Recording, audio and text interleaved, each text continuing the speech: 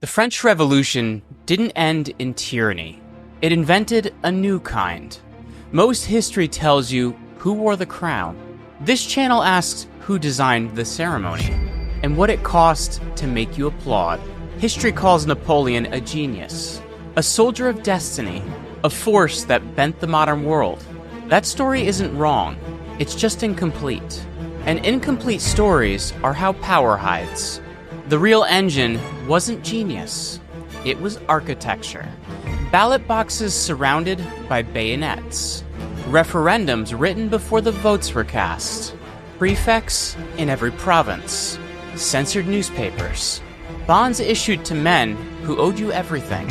Then Louis-Napoleon ran the same machine. A December coup. A midnight constitution. Haussmann's demolition crews gutting medieval Paris. Not to build a modern city, but to erase the streets where revolutions are born. They didn't seize power. They built a machine that asked the people to hand it over, and engineered only one possible answer.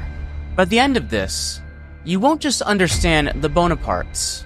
You'll recognize the blueprint, the rallies, the referendums, the managed press, the infrastructure projects. You will never stop seeing it.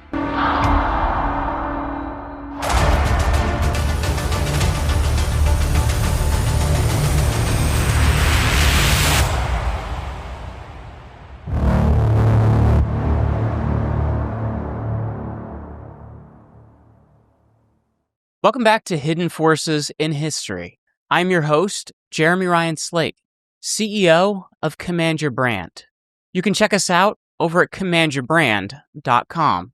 So here's the part they tend to skip when they teach you this in school. The revolution had promised everybody equality, and what it actually delivered, at least in those first years, was chaos. And into that chaos walks a young general who's noticed something pretty simple about people under real stress, which is that most of them aren't actually asking for liberty. They want order. They want to feel that's certain about tomorrow. And honestly, they want somebody to look them in the eye and tell them it's going to be okay. Napoleon understood that better than almost anyone, but just understanding it was never going to be enough on its own. What he needed was a way to deliver that sense of order while making it look, from the outside, like the people had chosen it themselves. And the thing he built to do that is what's called a plebiscitary empire.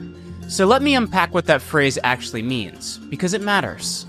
A plebiscite is just really a referendum, a direct up or down vote where, in theory, the people get their say. But the trick is sitting underneath all of that. Once you control the ballot box itself, and the wording of the question, and the entire flood of information people are swimming in for the weeks before they vote, then what they're getting isn't really a say anymore. It's the illusion of one. And that illusion is doing all the work.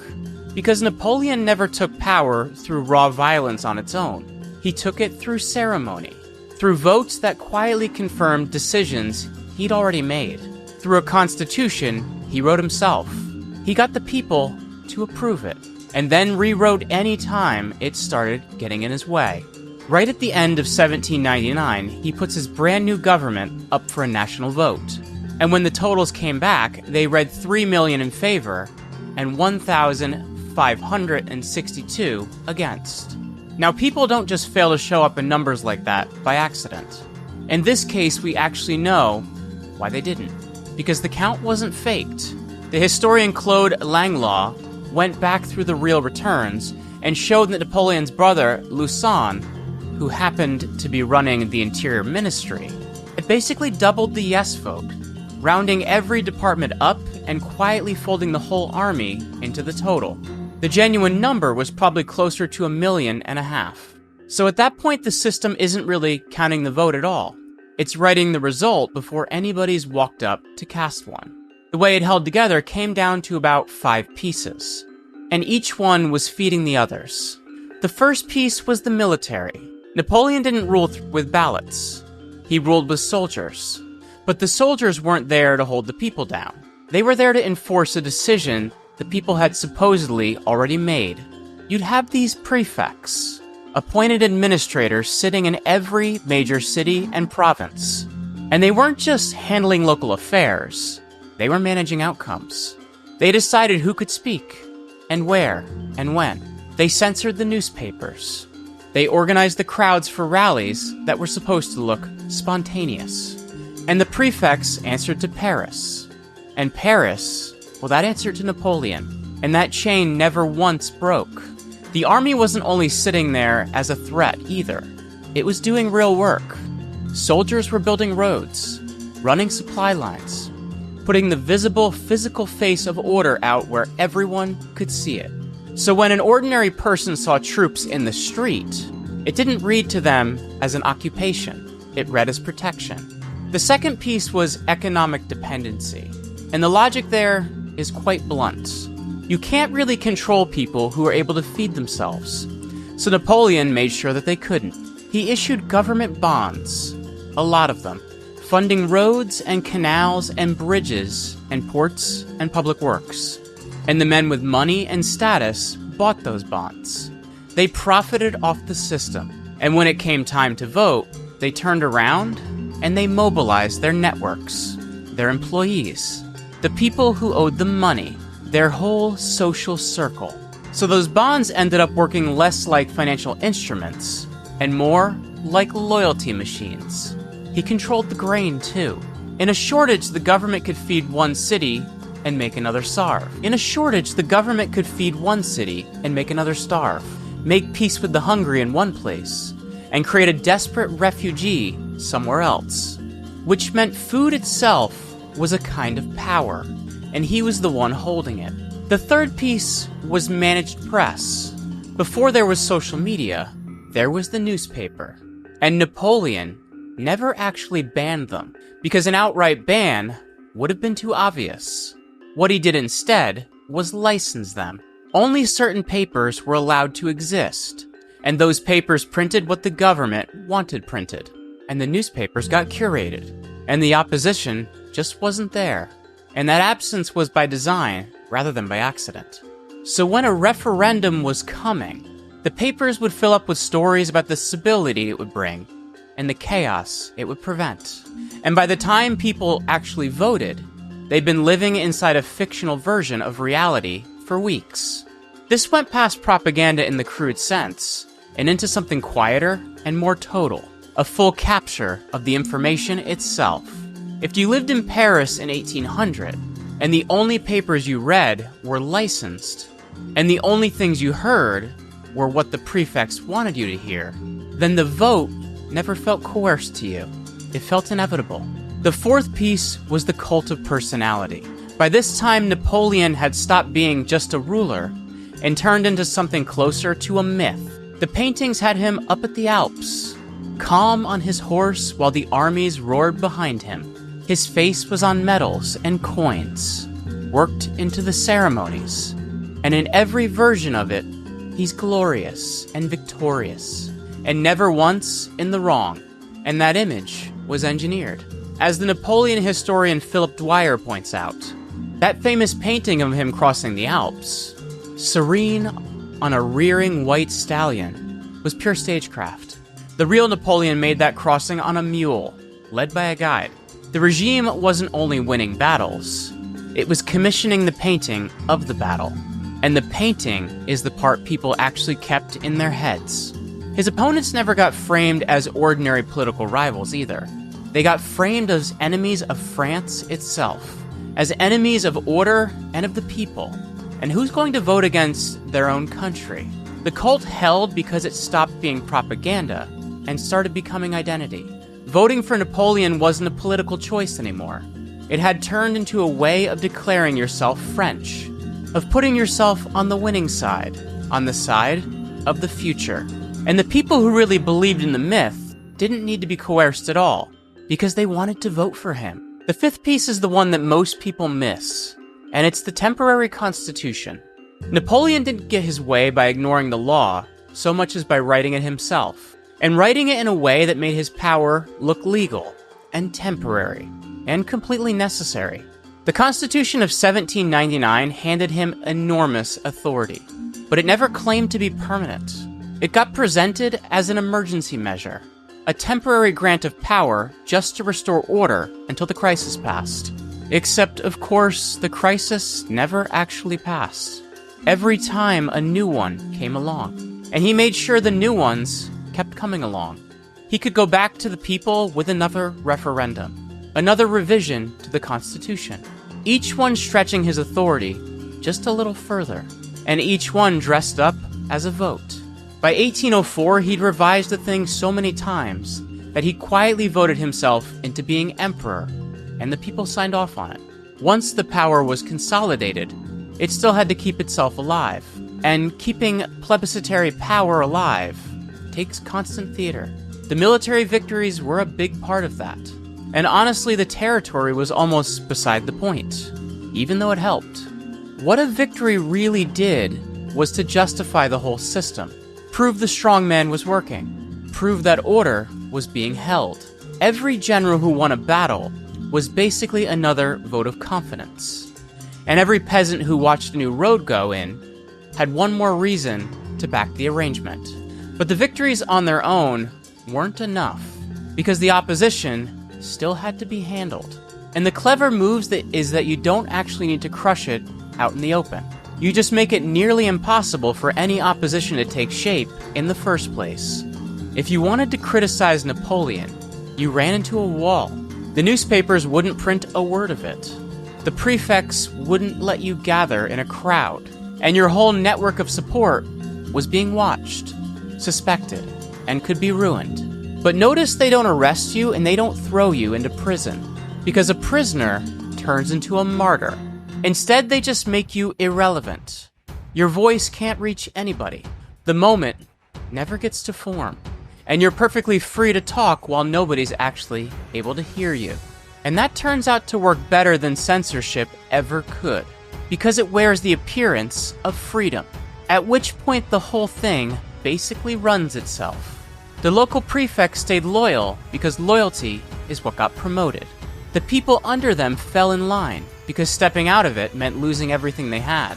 The bondholders had every reason to keep it running, since it was paying them.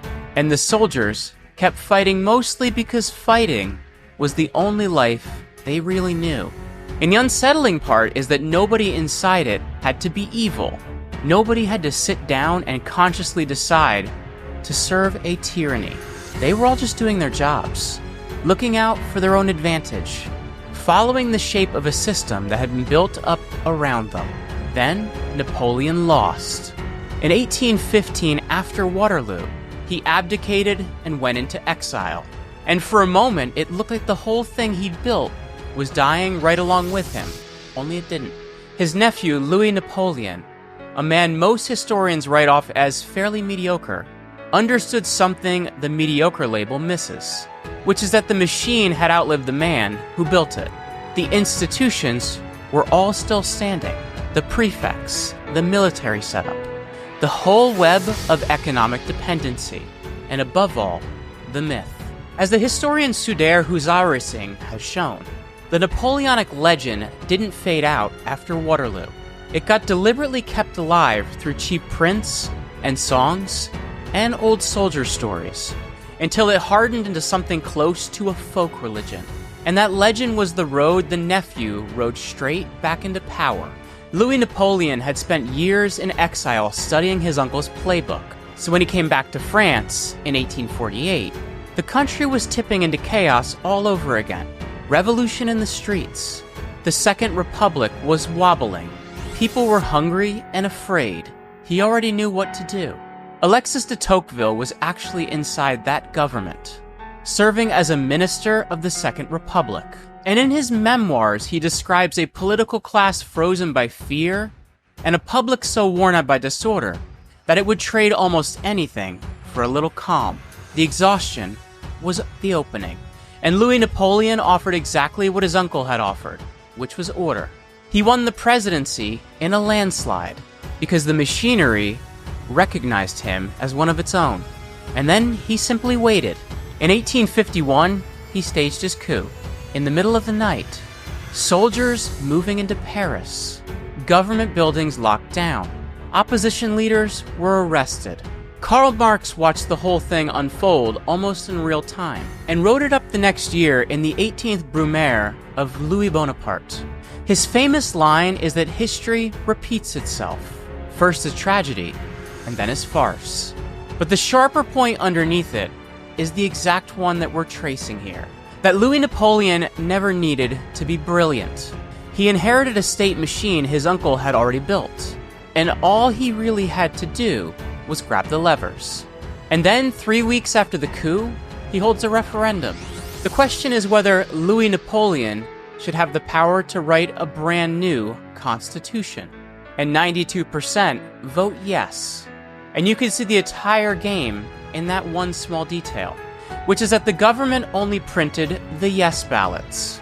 If you wanted to vote no, you had to go find or make your own. Most people didn't understand they were voting for a dictatorship.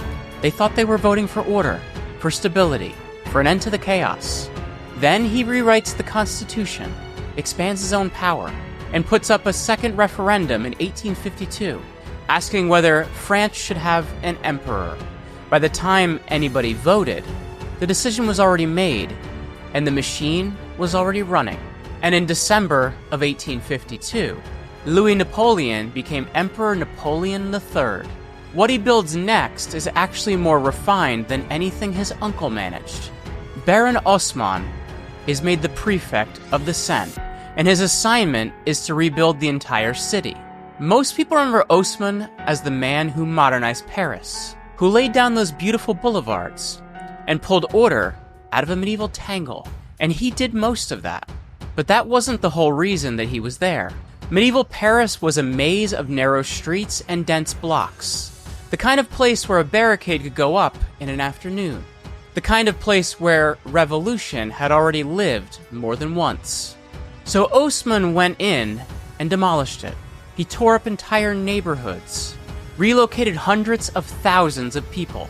He straightened the streets into wide-open boulevards, widened the avenues until troops and artillery could move straight down them, and opened up a square where a crowd could be watched.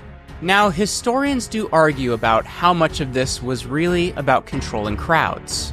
Sanitation and traffic and land speculation were all pushing in too.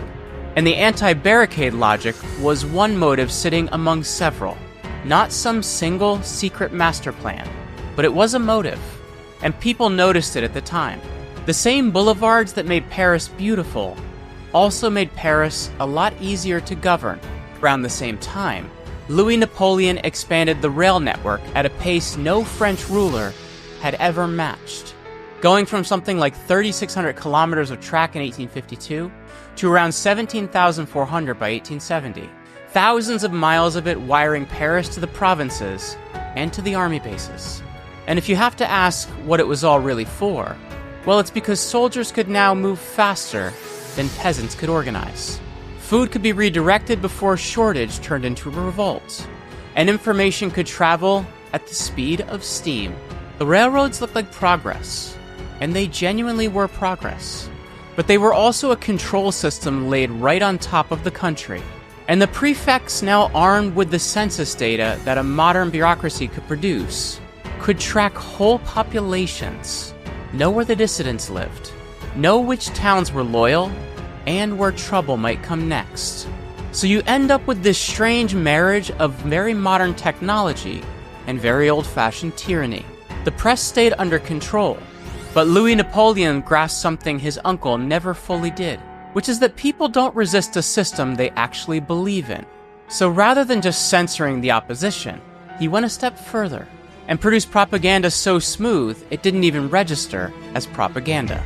Stories about his wisdom, his plans for France, his careful handling of the economy, photographs of him at public events, always dignified, always in command.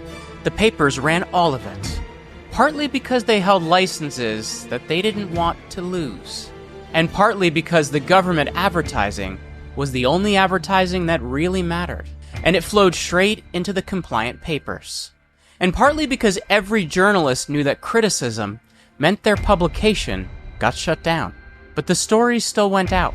They got distributed, and people believed them. The belief itself was the entire point of the exercise. Because once you're convinced the ruler is wise, you vote for him without being told to. Once you're sure the system is basically orderly, you start defending it on your own. And once you've absorbed the idea that criticism itself was dangerous, you quietly begin silencing it inside your own mind before anyone else ever has to. At that point, you're more or less your own prefect. And here's what people tend to miss about the plebiscitary empire, which is that it doesn't run forever, but it does last a good deal longer than it ever should. Louis-Napoleon held power for more than 20 years, from the presidency in 1848 all the way to the fall of the empire in 1870.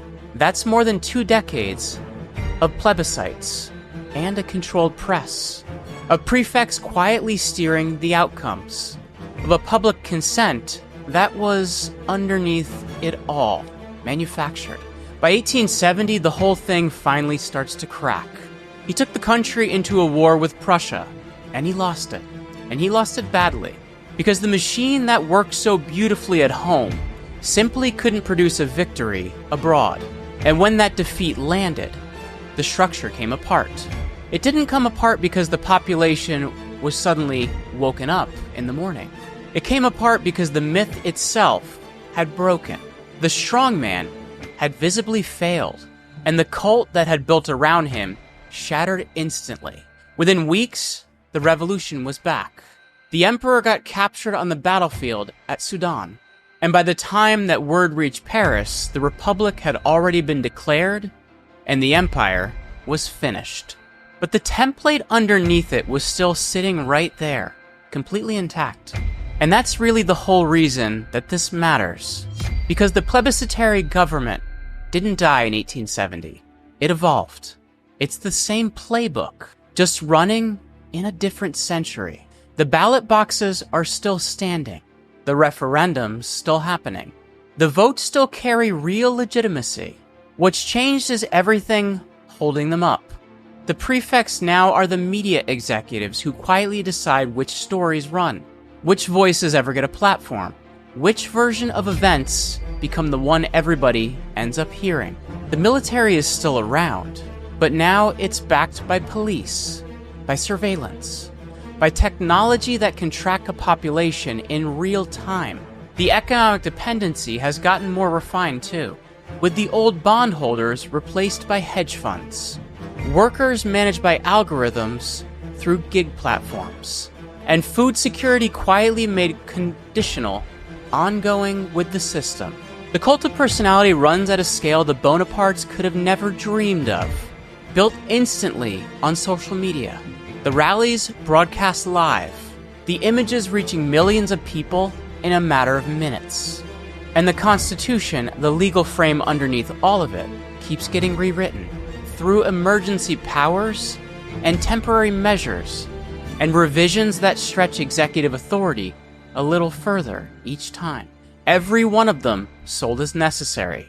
Every one of them sold as temporary. And none of it is happening by accident. The names have changed and the technology has moved on, but the machine still runs in the same handful of principles. You control the information. You manufacture the consent. You build the economic dependency. You neutralize the opposition before it can even form. And you always leave people with the feeling that they chose this themselves. So when a leader tells you a referendum is one... Editor, I'm gonna get this again. So when a leader tells you a referendum is on the way, it's worth remembering that the outcome was settled before the voting ever started. And the machine was built to guarantee exactly one answer. When you see new measures rolled out as temporary emergencies, remember that emergencies don't come with expiration dates. They come with extensions. And when the opposition voices have simply gone missing from the mainstream, remember that nobody actually banned them. They were just made irrelevant, pushed off to a somewhere that you're never quite able to hear them. And when the myth finally does break, when the strongman fails, don't expect the whole system to fail over the next day. It fractures, and it adapts. and it goes looking to rebuild itself under a new name with a new face. Because the template has always outlasted the individual, and that's the real takeaway from the Bonapartes. The power was never really located in the tyrant himself. It was living in the structure, in a machine you can build and then build again. A repeatable set of moving parts. The power was never really located in the tyrant himself. It was living in the structure, in a machine you can build and then unbuild again. A repeatable set of moving parts that keeps working no matter who happens to be standing at the controls. This has been Hidden Forces in History. I'm Jeremy Ryan Slate. Please like this video, leave us a comment, and smash that subscribe button if you want more Hidden Forces in History.